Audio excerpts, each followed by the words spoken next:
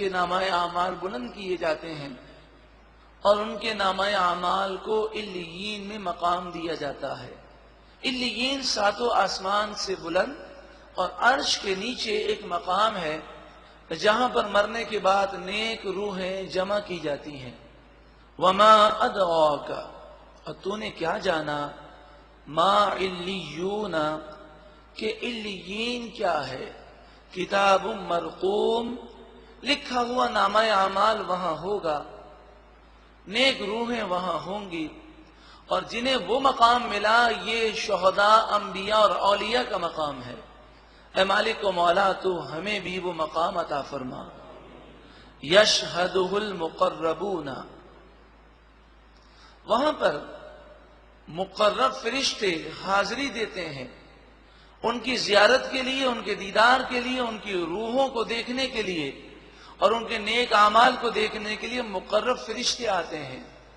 ان الابرار لفی نعیم، بے شک نیک لوگ ضرور نعمتوں میں ہوں گے۔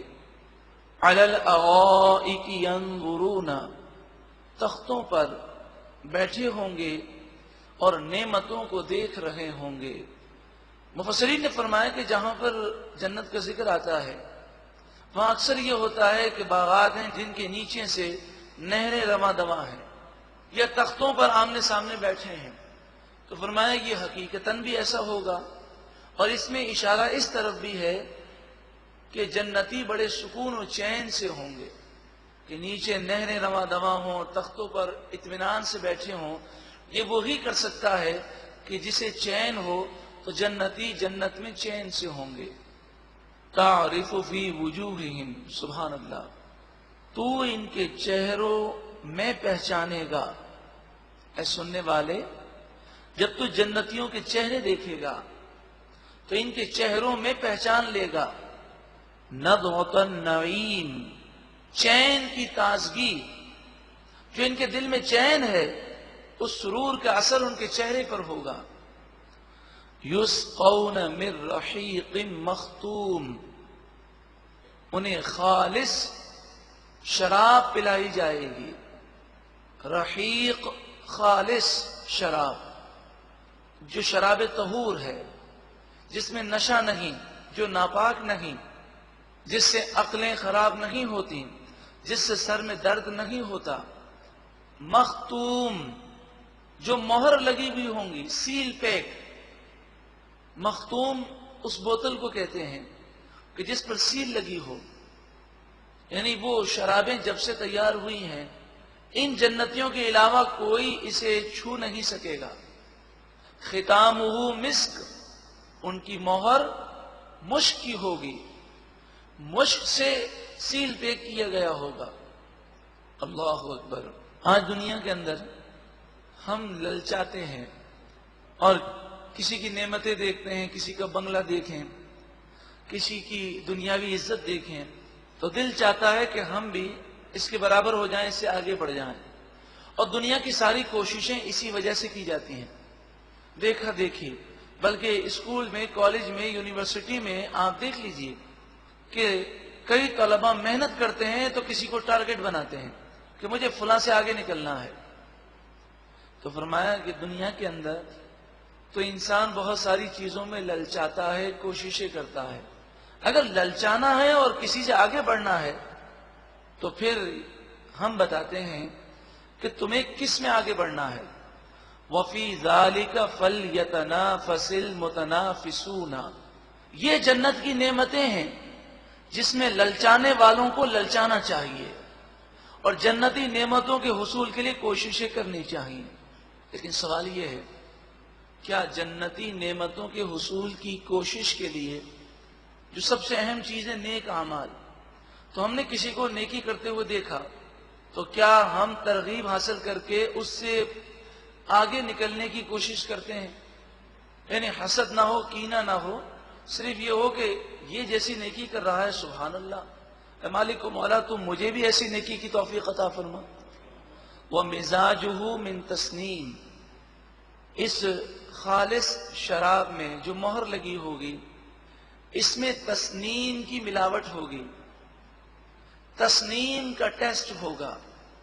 تسنیم جنت کی سب سے اعلیٰ شراب ہے، شراب طہور جنت کی سب سے اعلیٰ ہے، جو صرف مقرب بندے پئیں گے.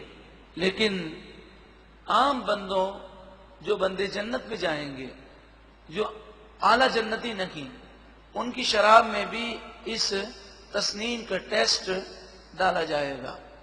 عین یشرب بها المقربون، تسنیم ایک ایسا چشمہ ہے شراب کا جس سے صرف مقرب بندے پئیں گے. ان الذین اجرموا، بے شک وہ لوگ جو مجرم ہیں، جنہوں نے جرم کیے، گناہ کیے، کانوا من الذین آمنوا یضحکون، وہ ایمان والوں کا مذاق اڑایا کرتے تھے. کہ ایمان والوں کا وہ مذاق اڑاتے تھے کس بات پر؟ اس بات پر کہ آخرت کی خاطر دنیا کی لذتوں کو ٹھکرا رہے ہیں. آج بھی نیک لوگوں کا مذاق اسی وجہ سے اڑایا جاتا ہے کہ آخرت کے وعدے کی وجہ سے اور آخرت کی نعمتیں حاصل کرنے کے لیے وہ دنیا کی لذتوں کو ٹھکراتے ہیں. وَإِذَا مَرُّوا بِهِمْ يَتَغَامَزُونَ، اور جب وہ مسلمانوں کے پاس سے گزریں تو آنکھوں کے اشارے سے ان کا مذاق اڑاتے ہیں. وَإِذَا انقلبوا إِلَىٰ أَهْلِهِمُ انقلبوا فَكِهِينَ، اور جب وہ اپنے گھر والوں کی طرف پلٹتے ہیں.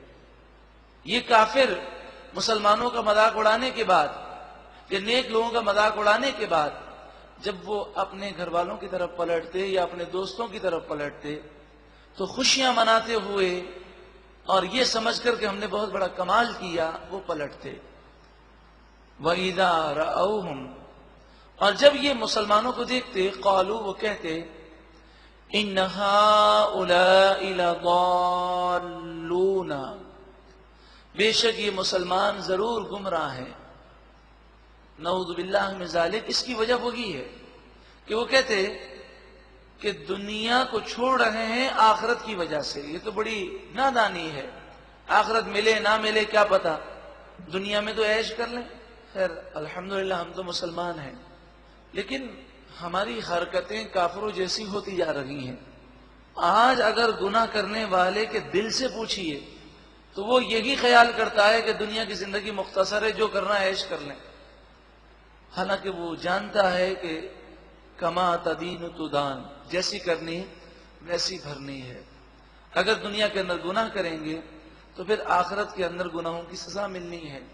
اللہ رب العالمین ہمیں عقل سلیم عطا فرمائے.